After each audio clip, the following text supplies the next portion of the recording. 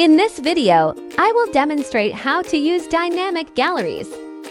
Let's start by adding a flow. Open the message block and select Add Content. Go to Actions and select Google Sheets. To know more about Google Sheet integration, link to tutorial is in the description box below. Time to set up dynamic gallery. Select the Google Sheet in which product information was stored. Here is a preview of the basic product information saved inside the Google Sheet. For images, you can upload your product images inside GPTconnect. Link to image uploader is in the video description box below. For external uploading, make sure to use image hosting site that generates image URL rather than image links only. Once images are uploaded, copy the link of the image and paste it in the Google Sheet. Dynamic Gallery can also filter data shown to users.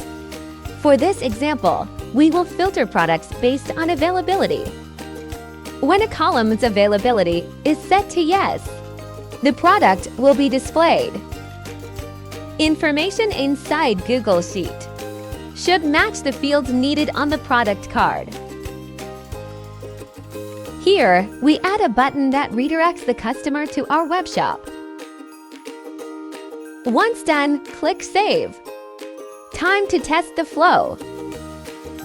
Dynamic Gallery is a feature that allows you to create interactive and visually appealing image galleries within your chatbot.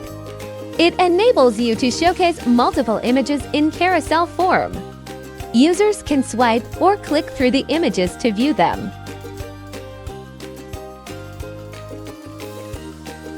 There you go! I've just showed you how to make dynamic galleries inside GPTconnect. For assistance and customer support concerns, our dedicated help support team is always available to assist you. Support hotline is provided on the description box below. Thank you for choosing GPTconnect.